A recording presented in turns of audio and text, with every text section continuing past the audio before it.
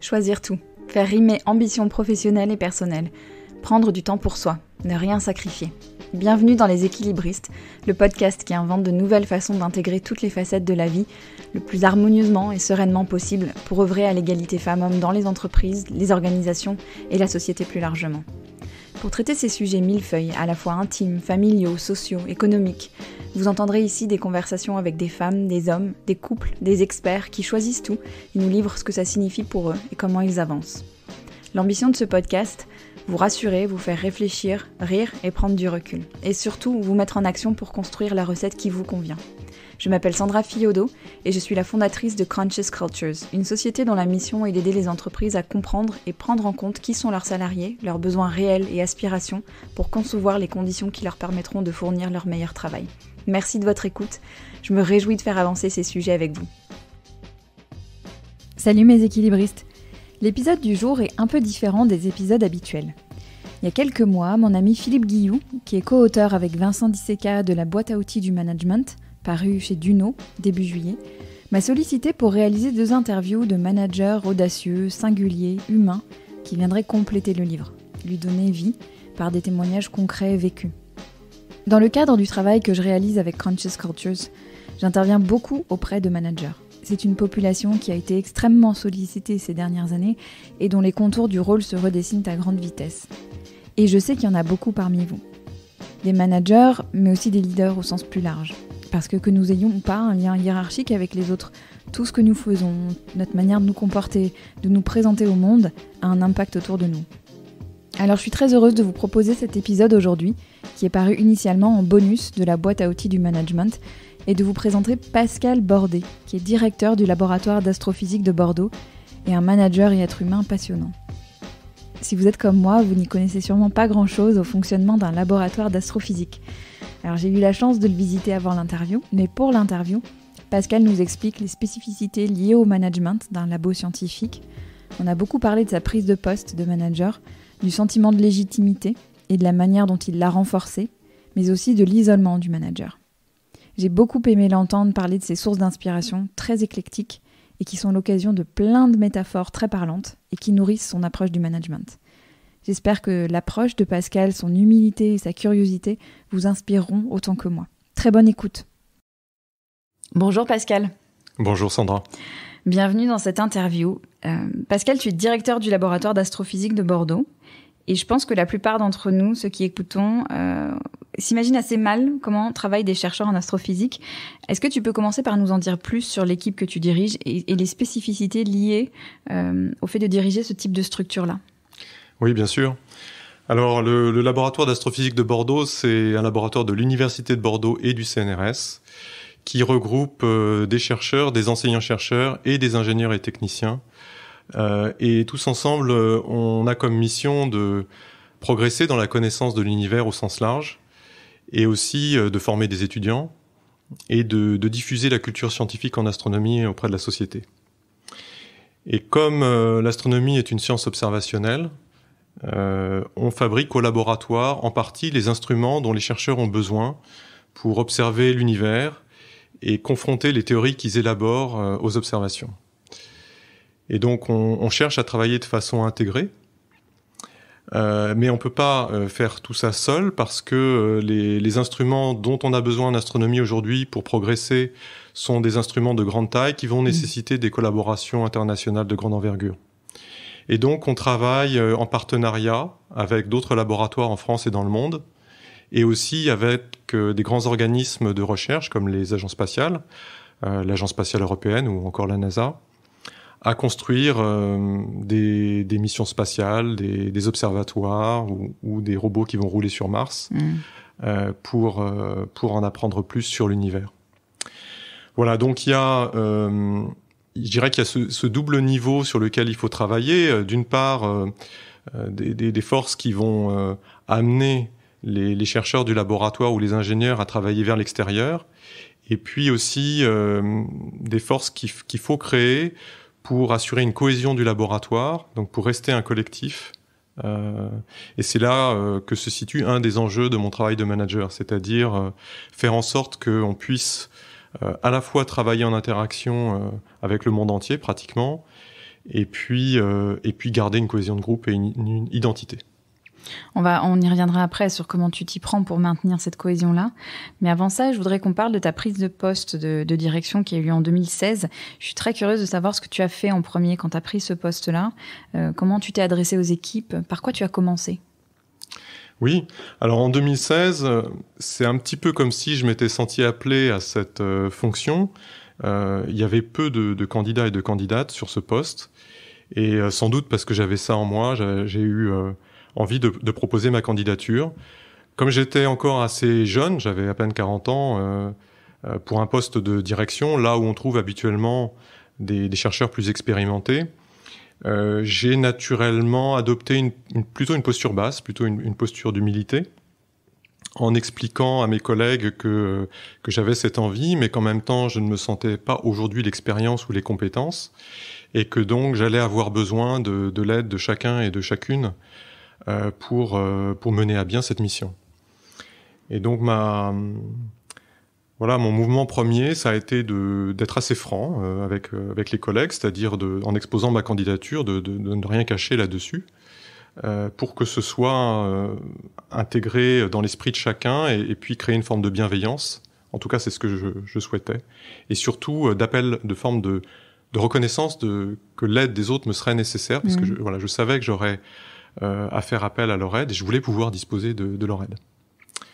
Donc ça, c'était ma posture de départ. Et tu me parlais, quand on préparait cette interview, tu parlais aussi de représentation mentale, que ça t'avait aidé de te créer une représentation mentale du laboratoire. Absolument. Et oui, parce que on a besoin d'avoir une forme de représentation de la structure qu'on dirige pour savoir où l'emmener. Donc c'est vrai que tout de suite après, j'ai souhaité apprendre à penser le laboratoire, en quelque sorte. C'est donc construire cette image mentale, multidimensionnelle de ce qu'était le laboratoire sous ses différents aspects, donc à travers ses projets, mais aussi ses hommes et ses femmes, son histoire, ses particularités, les désirs qui pouvaient être exprimés, et puis les priorités de la discipline, les grandes orientations nationales et internationales. Donc il fallait intégrer tout ça. C'était d'ailleurs pas que le laboratoire seul, mais c'était penser le laboratoire dans son environnement, pour ensuite élaborer des directions. C'est ça qu'on attend d'un directeur, c'est qu'il élabore des directions. Moi, j'aime beaucoup me penser en tant que capitaine de navire. J'aime bien cette métaphore dans laquelle le laboratoire est un bateau avec un équipage, et le rôle du capitaine, c'est d'élaborer le cap, et ensuite de mener le bateau à bon port. Et pour ça, on a besoin de tout le monde. Et puis, il faut que l'équipage ait confiance dans son capitaine, sinon ça fonctionne pas. Donc ça a été ça qu'il a fallu construire en même temps que ma légitimité en fait à ce rôle. Tu me fais une superbe transition parce que tu parlais tout à l'heure de posture d'humilité. Et la question justement de ce sentiment de légitimité, elle est très importante en tant qu'appui pour le manager, le directeur. Est-ce que ce sentiment de légitimité t'est venu tout de suite ou est-ce que tu as dû le travailler ? Il a fallu le construire, complètement, oui. Non, au départ, il y avait surtout une envie, c'est-à-dire une forme de conviction interne que je pouvais le faire. Mais ça restait à prouver, ça restait à démontrer, ça restait à construire. C'est pas venu immédiatement. J'ai appris, d'ailleurs, au travers d'abord des formations que j'ai suivies et puis ensuite sur le terrain, que la légitimité, elle vient au moins, je dirais, de deux endroits, de deux directions. Il y a d'une part l'acte symbolique des tutelles du laboratoire, donc des employeurs, de dire voilà, Pascal Bordet est votre nouveau directeur. Bon, ok, ça c'est une chose. Et puis ensuite, il y a une légitimité qui se construit par la qualité, la compétence qu'on peut montrer. En fait, on montre simplement qu'on est crédible en tant que capitaine ou directeur, petit à petit. Et ensuite, on a donc la confiance. On prend confiance en soi. Les autres aussi nous accordent leur confiance. Et si tout va bien, à un moment donné, on a pris confiance en soi. Et d'ailleurs, moi je le sentais dans les réunions. Ça se traduisait physiquement par le fait que j'étais plus détendu, plus à l'aise, que je me sentais à ma place et que sans doute j'étais meilleur dans ce que je faisais, ce que je disais. C'est intéressant que tu fasses appel à cette question de la sensation physique de prendre de la confiance. Tu parlais aussi, il y a quelque temps, de cette idée d'accepter aussi de ne pas être aimé. Et je me pose cette question aujourd'hui, avec ton recul. Comment tu définirais ton rôle de manager très globalement ? Alors, il y a un rôle de capitaine, ça on en a parlé. Ouais. Donc je pense que ça c'est sans doute la première chose, c'est-à-dire l'équipage fait confiance à son capitaine encore une fois, pour donner les bonnes directions. En tout cas, il va choisir des directions et puis les collègues vont suivre. Ça, c'est une chose. J'ai compris aussi que c'était un rôle nécessaire. Il fallait qu'il y ait quelqu'un qui fasse ça. Mais au-delà de ça, pour moi en tout cas, le manager, c'est quelqu'un qui va avoir d'autres rôles, et notamment, bien sûr, ça va être de faire en sorte que les projets, au sens large, du laboratoire, soient menés à bien. Ça,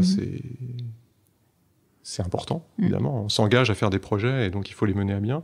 Mais c'est aussi dans la dimension humaine, qui est importante pour moi, c'est aussi de faire en sorte que chacun trouve sa place. Voilà. Donc permettre la réussite des projets, tout en permettant aux individus de bouger dans l'organisation, d'évoluer en fonction de leur choix de carrière aussi, parce qu'on réalise qu'on n'est pas à sa place, ou qu'on a envie de changer. Et donc, le but étant que, pour tout le monde, quand on sent qu'on est à sa place, eh bien, on fait un meilleur travail. Donc l'organisation y gagne. Et puis aussi, d'un point de vue humain, ça me semble important. Donc j'ai eu à cœur d'être attentif à ça et de permettre ça. Il y a cette notion aussi de libération des énergies que tu évoquais il y a quelque temps. Tu peux nous en dire plus de ça ? Ça rejoint ce qu'on vient de dire, effectivement. C'est dans la confiance. Donc quand on a reconnu qu'on ne pouvait pas être partout, tout contrôler, tout savoir, être compétent sur tout, et donc quand on a accepté pleinement qu'on allait avoir besoin de l'aide des autres et que les projets, on allait pouvoir les mener ensemble, qu'on a vu qu'il y avait des compétences, c'est permettre à ces savoir-faire ou ces compétences de prendre toute leur place, de s'exprimer, c'est-à-dire apprendre à faire confiance et à déléguer. Et puis ensuite, on voit ce qui se passe, on voit si ça fonctionne ou ça fonctionne pas, et on peut réajuster. Mais en tout cas, ouvrir un espace, ça a été très important pour moi au début, au moment où justement, j'avais pas cette image mentale encore aboutie dans ma tête de ce qu'était le laboratoire, et puis de l'organisation humaine. Penser le laboratoire, c'est penser les hommes et les femmes, leurs compétences, au service de l'aventure qu'on vit ensemble. C'est un projet et c'est aussi une aventure humaine. Donc, c'est important, je crois, de laisser la possibilité à certains, surtout quand il y a des envies qui s'expriment, de pouvoir le faire. Donc, dans certains cas, ça a extrêmement bien marché pour moi. Donc, j'ai pu m'appuyer ensuite sur des gens à qui j'ai donné des responsabilités qu'ils n'avaient pas avant, et j'ai vu comme un souffle d'énergie, un souffle nouveau qui traversait le laboratoire. Ça, c'était très encourageant pour moi. Tu nous as partagé beaucoup de rôles du manager, et parmi tous ces rôles-là, ou en tout cas les aspects de ces rôles-là, j'imagine qu'il y en a qui t'étaient spontanément confortables, et d'autres, peut-être moins, qui ont demandé du travail ou du cheminement. Est-ce qu'il y en a que tu peux nous partager ? Oui, il y en a un en particulier auquel je pense. Un mouvement naturel chez moi, c'était de faire en sorte qu'il y ait une harmonie du groupe. Ça, c'était, je dirais, assez naturel. Mais je me suis rendu compte aussi que il était nécessaire à certains moments qu'il y ait des choix qui soient faits, donc que je tranche, que je montre une direction de façon un petit peu forte, et que j'étais légitime pour le faire, et qu'il y avait un attendu de la part des collègues. Et donc, c'est une évolution sans doute par rapport à cette posture basse initiale, une posture dans laquelle je recherchais à une forme d'adhésion, à créer de l'harmonie, à libérer des énergies. Mais il y a certaines situations dans lesquelles il faut quand même imposer une direction. Et Donc une fois que j'ai pu construire cette image du laboratoire et que j'ai pu voir ces directions, il y a quand même une forme de point de rendez-vous à ce moment-là qui est de l'imposer, c'est-à-dire de trouver la force en soi, l'assise nécessaire pour le faire. Et j'ai pu le faire notamment quand j'ai réalisé, et ça m'a fallu un petit peu de temps, que c'était une demande du groupe. Ouais. Donc je pouvais le faire. J'étais légitime pour le faire, on a parlé de la légitimité, mais encore plus que ça, que c'était attendu. Que tu leur rendais service en faisant ça. Oui, exactement, exactement, tout à fait. Que j'étais pas dans une forme d'abus de pouvoir, parce qu'il y a aussi cette ombre-là pour le manager, c'est d'utiliser son pouvoir à son service. Et c'est pour ça que, pour moi en tout cas, c'était important d'avoir la conviction d'être dans l'action juste avant de pouvoir faire cette affirmation d'une position. Et j'ai passé ce cap-là il n'y a pas si longtemps que ça. Voilà, et maintenant je me sens plus à l'aise quand il faut trancher encore. Voilà. Je voudrais qu'on parle de l'isolement du manager, parce que c'est un sujet dont on parle peu, qui est souvent vécu en silence, en solitude, mais qui est très fréquent. Qu'est-ce que ce sujet-là t'évoque ? Il m'évoque beaucoup de choses et des expériences difficiles. C'est véritablement quelque chose que j'ai vécu. J'ai vécu le fait de me retrouver dans cette position d'arbitrage, justement, et de décider, et donc de faire des mécontents, et du coup de voir des gens s'éloigner de moi. Des gens qui étaient plus proches de moi, qui ont pris la distance. Et c'est pas facile à vivre. Je pense que c'est inévitable. Il faut l'accepter. Ça fait un tri dans les connaissances, qui est parfois un petit peu dur à vivre, mais bon, je crois en effet que c'est inévitable. Et parmi les choses qui m'ont aidé, je citerai le fait que j'ai réussi à m'entourer d'une équipe une équipe proche avec laquelle j'ai pu partager des choses. Et j'ai continué à bénéficier d'un soutien, même si, par moments, je me sentais un petit peu seul.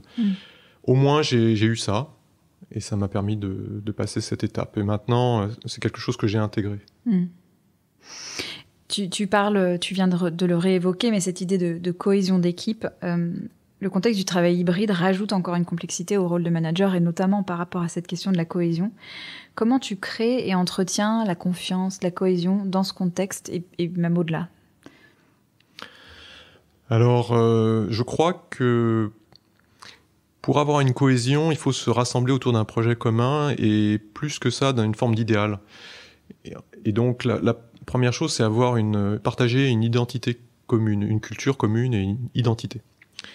Ça a été très fort pour le laboratoire, puisque le laboratoire était historiquement un observatoire qui a déménagé en 2016. Ça a été d'ailleurs ma première tâche en tant que directeur, ça a été d'organiser ce déménagement. Donc cette séparation entre un lieu d'histoire, pratiquement 140 ans quand le laboratoire est parti, et donc une identité très fortement associée à un lieu et puis à un nom, observatoire, vers un laboratoire qui s'est implanté sur le campus universitaire. Donc une identité à reconstruire autour de ça. Et donc là j'ai beaucoup travaillé là-dessus. Donc construire avec le laboratoire, en faisant des réunions de travail, en créant des temps collectifs, une réflexion sur qui nous étions et ce qui nous rapprochait. Je pense que c'est un travail permanent en réalité. C'est un travail qu'il faut faire tout le temps, mais ça a été particulièrement critique à ce moment-là en raison de ce déménagement. Donc voilà, le partage d'idéal, le partager des projets, une direction, c'est absolument essentiel pour traverser des moments difficiles et puis arriver à bon port. Et donc effectivement, l'apparition de nouvelles modalités de travail, et en particulier le télétravail dans la période récente de pandémie, où le télétravail s'est généralisé, ça a été difficile à vivre parce qu'on était dans cette dynamique de recherche de cohésion, et tous ces temps collectifs de retrouvailles temps au cours desquels il y avait des moments de convivialité, tout ça, ça a disparu. Au profit de réunions à distance, où le travail avançait certes, mais où il n'y avait pas ce contact. Et donc il y a une forme de délitement du collectif, les liens se sont distendus, il y a eu des disputes, il y a eu des incompréhensions, alors disputes souvent aussi causées par des incompréhensions. Et même en étant alerté sur ces questions-là, on en a souffert. Et voilà, donc ça c'est une difficulté dans le contexte récent, et ça a exacerbé des choses dont on parlait tout à l'heure, qui sont liées à ces forces centrifuges de collaboration avec dans des grands projets internationaux. Le chercheur aujourd'hui, avec les outils de communication modernes, il va être tenté, et même il va en pratique collaborer avec des gens, avec les spécialistes, en fait les meilleurs spécialistes de son sujet de recherche qui sont dans le monde entier, et pas forcément avec la personne qui est dans le même couloir que lui. Et du coup, on peut se retrouver à être physiquement sur le même lieu, mais séparés parce qu'on est dans des bureaux et on va peu se croiser. Et alors, quand on est chez soi en télétravail, il n'y a même plus la machine à café ou l'imprimante, ou la conversation de couloir inopinée qui va soudain faire germer une idée, mais surtout créer du lien. Et donc, aujourd'hui... on est à un point où on retrouve un nouvel équilibre par rapport à tout ça. Donc le télétravail s'est installé. On est vraiment dans un mode hybride de travail. Et ce que j'essaye de faire, c'est qu'on prenne le meilleur en fait de cette nouveauté-là, c'est-à-dire exploiter le télétravail pour faire à fond des tâches sur lesquelles on a besoin de concentration et d'isolement, et ensuite revenir physiquement sur le site du laboratoire pour profiter du contact avec les autres et donc créer du lien. Donc finalement, et si on arrive à faire ça, ça ira bien parce que on saura pourquoi on est chez soi, on y sera pour de bonnes raisons, et on saura pourquoi on vient au laboratoire et on y sera pour de bonnes raisons, et on veillera à ce que justement ces choses-là se passent. C'est un peu la théorie, mais il faut la mettre en musique maintenant. Et alors la mise en musique justement ? Eh bien, la mise en musique, c'est une réflexion au niveau du laboratoire. Donc, pour expliquer, on a un conseil de laboratoire qui se réunit plusieurs fois par an, qui est un lieu où, justement, on travaille ces questions-là et on fait des propositions concrètes. Donc, les propositions concrètes de la semaine dernière, voilà, une proposition concrète de la semaine dernière, c'est de choisir le mardi matin comme étant, pour tout le monde, le moment où on va se retrouver autour d'un séminaire scientifique et d'un café pour... travailler à la fois ce sentiment d'appartenance à un ensemble et puis nourrir ces échanges, faire germer ces idées et avoir ce temps de convivialité. De sorte que les collègues viennent le mardi avec cette idée-là. Je viens au laboratoire pour ça. Aujourd'hui, ce matin-là, c'est ça que je ferai et je le fais avec joie. Ce qui est frappant quand tu parles, c'est que tu utilises beaucoup de métaphores, souvent qui sont très parlantes. Quelles sont tes sources d'inspiration dans ton rôle de manager, au-delà de ta discipline ? Comment tu te nourris et comment tu nourris tes réflexions sur ton rôle ? Moi, je suis un grand lecteur, donc je lis beaucoup. J'aime bien les philosophes. Alors, les philosophes qui m'inspirent récemment, c'était beaucoup Platon et Spinoza. Donc, Platon pour la réflexion sur les organisations, Spinoza pour la joie, et puis la notion de croissance. Après d'autres choses plus récentes, je dirais sur les nouvelles formes d'organisation, les organisations horizontales. Je réfléchis pas mal en fait à ces choses-là. J'essaie de voir comment je peux les appliquer au laboratoire et puis j'expérimente. Donc j'ai pas peur d'expérimenter aussi. Il y a notamment une métaphore que tu as beaucoup employée, cette notion de cordée de montagne. Tu peux nous en dire plus sur ce que ça veut dire pour toi ? Ah oui, alors c'est pas une idée de moi, je la reprends d'un guide de Chamonix qui était venu faire une conférence justement dans le cadre de mon parcours de management, une conférence qui m'avait beaucoup frappé.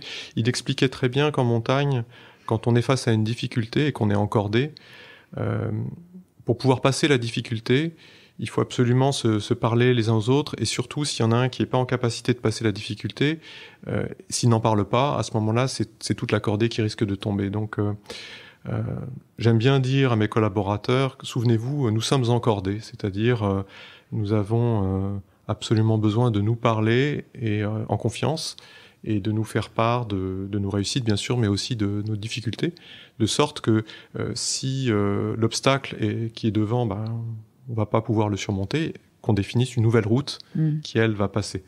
Donc, ça vient du domaine du sport et du domaine de la montagne. Et effectivement, c'est aussi une source d'inspiration que d'aller chercher dans d'autres domaines et dans le sport des images qui ensuite nourrissent la réflexion. Et surtout des images qui frappent les collègues. Oui, qui permettent de transmettre le message, pas seulement de le penser. Oui, c'est ça. Alors, tu as parlé d'expérimentation et j'aimerais beaucoup qu'on conclue cet échange là-dessus. Ce qui est aussi frappant quand on t'écoute, c'est ta manière d'être en recherche permanente et ta capacité à expérimenter, à tester. Sur quoi tu cherches à avancer aujourd'hui ? C'est quoi tes expérimentations du moment ? Alors, les expérimentations que j'ai faites durant ces dernières années, c'était beaucoup en relation avec la problématique autour de l'identité dont on parlait, et puis la préoccupation qui se développe autour de la qualité de vie au travail. Le CNRS a lancé un programme autour de la qualité de vie au travail et puis donc a sollicité ses laboratoires pour faire des propositions. Et donc en participant à ce programme, je me suis rendu compte que on parle de risques psychosociaux aussi, mais quand on parle de risques psychosociaux, on travaille sur le versant négatif et le versant positif, c'est la qualité de vie au travail. Donc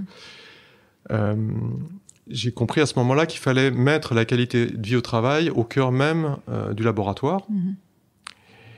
Et ça a passé donc pour moi en premier notamment sur la mise en place d'ateliers, donc de groupes de travail pour se poser les questions autour de ce qui fait l'identité du laboratoire, ce qui fait sa cohésion, ce qui ferait sa qualité de vie. Donc voilà, c'est donc une forme de travail de groupe. Ça a été aussi le fait d'introduire dans les réunions des outils qu'on appelle aujourd'hui d'intelligence collective, qui surprennent un peu les chercheurs, je dirais, surtout les chercheurs qui sont un peu avancés dans leur carrière. Donc ça a bousculé un peu les cadres. Et ça m'a plu. C'est mon côté joueur, sans doute. Donc j'ai bien aimé faire ça. Ça a fonctionné dans certains cas, pas du tout dans d'autres. Mais j'en ai gardé quand même certaines pratiques. La semaine dernière, par exemple, au conseil de laboratoire, c'était la première réunion du nouveau conseil. Eh bien, on a fait une forme de brise-glace et de travail de groupe qui a fait sortir des choses assez intéressantes. Et finalement, les collègues se sont prêtés au jeu et c'était bien. Donc voilà des exemples d'expérimentation.